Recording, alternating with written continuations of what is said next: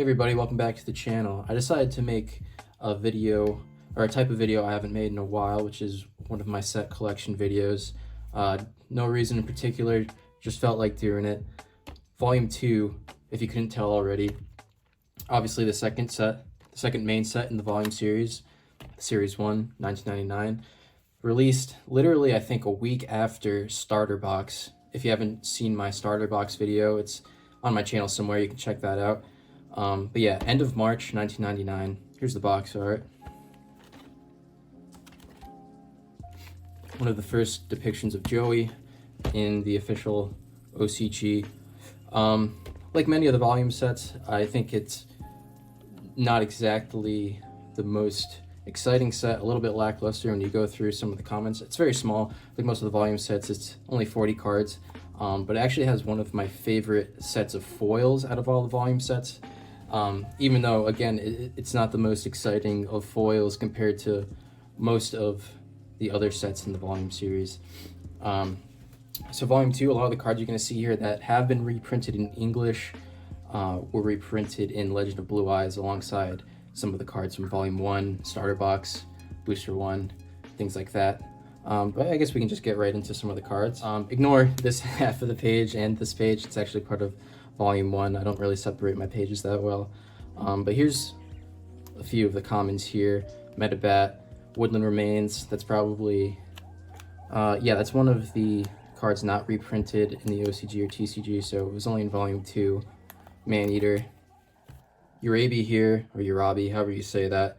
Something about him, this is actually the first print of a no tribute 1500 attack monster, so he was king for a short time, I guess. This guy here, right here, Doorover, not reprinted, as well as Supporter in the Shadows. Actually, particularly like this one, just because of the artwork. I think it's really nice.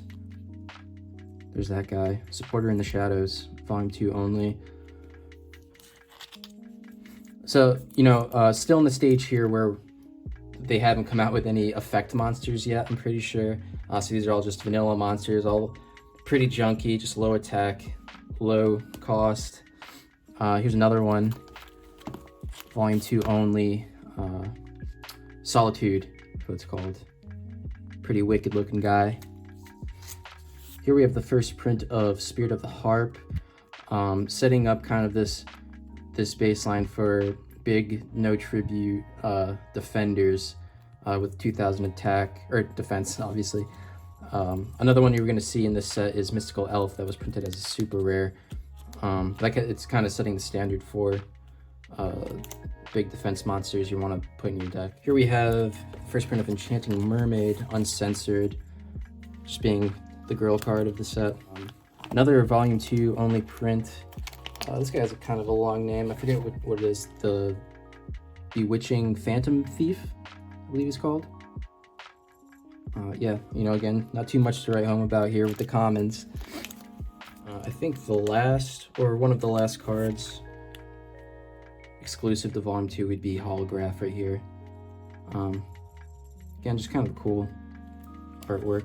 Okay, so next page here, we're gonna start getting into some, you know, not too exciting fusion monsters, you know, kind of a waste of a polymerization type of thing. Something they did in this set for the rares was come out with a large set of equip spells. So you have stuff like Dark Energy, Raise Body Heat, Insect Cannon, Armor, Vile Germ, you know, just all equips for the rares in this set. I guess we can bring our attention towards the foils now. Basically, what I think is the redeeming part of this set, though, might be overlooked compared to the foils of other volume sets. Like, there's no big, like, Dark Magician or Red Eyes or something like that, but the collecting aspect of some of these super rares is what really draws me to it. Starting off, obviously, with Mystical Elf. First print of Mystical Elf, super rare. You can notice it's pretty off-center. That's going to be kind of the theme for the foils in this set. When it comes to grading, you know, Series 1 cards, something I like to do, something I spend a lot of time on, because the cards themselves, you know, they're pretty abundant. So the real collectible challenge when it comes to these sets would be, you know, finding those kind of immaculate copies of these set cards. Mystical Elf is probably one of the hardest foils to grade in all of the series, all the volume series, just due to its centering. This is the typical kind of ratio that you'll be working with, either top to bottom or left to right. On top of that, all these foils have pretty significantly large foil spaces within the art box.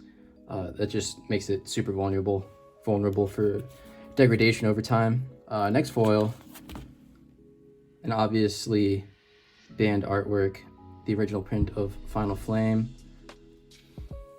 Just a totally wicked card, something that you would probably not expect Konami to print in these days, or most card games at least. Really cool.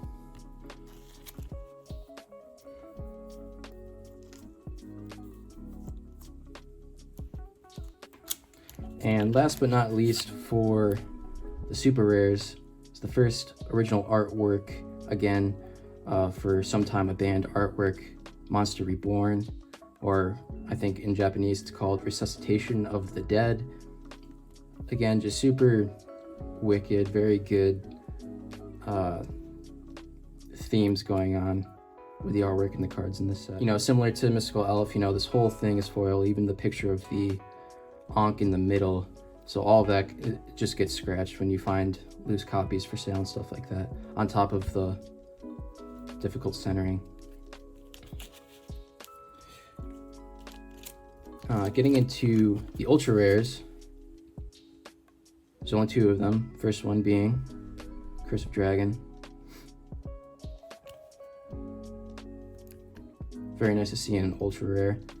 And lastly, we have what I think the card of this set, the ultra rare Swords of Revealing Light.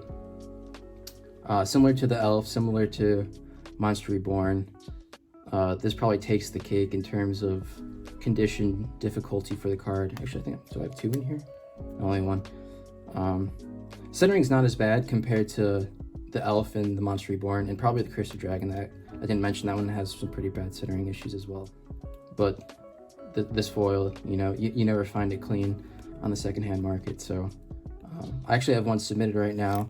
I have my fingers crossed, but I'm not expecting anything amazing. Like I said, overall, compared to some of the other volume sets, this one might be a little unappealing. You know, there's no big boss monster per se, unless you consider Mystical Elf or Curse of Dragon to be that. But I think it really makes up for it if you're really into the challenge of collecting these sets and achieving high grades on them. If you want to talk about the value of some of these cards on the second-hand market for, I would say, near mint to mint copies, Mystical Elf and Curse of Dragon actually kind of fluctuate within the same range.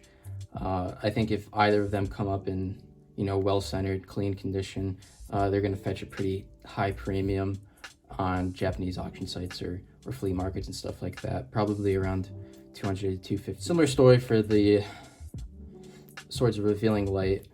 Again, I've seen it go as high as like 350 if it's really clean, but you know, it's more around that $200 to $300 range in near mint to mint condition, you know. And then Final Flame and Monster Reborn, probably a little less compared to the others in my experience, you know, more around just a flat $200 card for, actually no, less than that, like $150 for this if you find it in, you know, quote-unquote gradable condition based on the pictures and stuff, and a lot of people are interested in it. And these are kind of just like the max out prices I'm listing from what I've seen.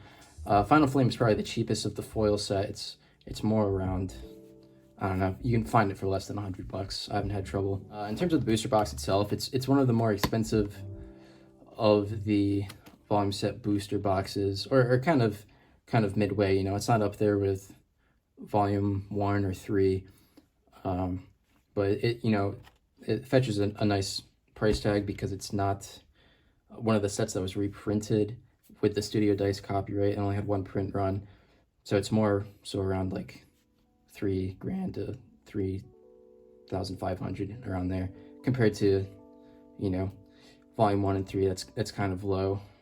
And I think the sets later than volume 3 that might be higher would probably be your volume 5, which is a little bit more scarce compared to the other reprint sets.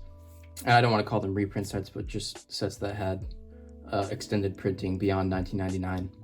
So that's it. I hope you guys enjoyed this little walkthrough volume 2. Tell me what cards you like, or if you enjoyed it or not. Let me know if you want to see similar collection set videos in the future. I'll probably go through all of the volume sets. I think I've said that in an early video of mine, that I would do more videos like this. But until then, thanks for watching. See you guys later.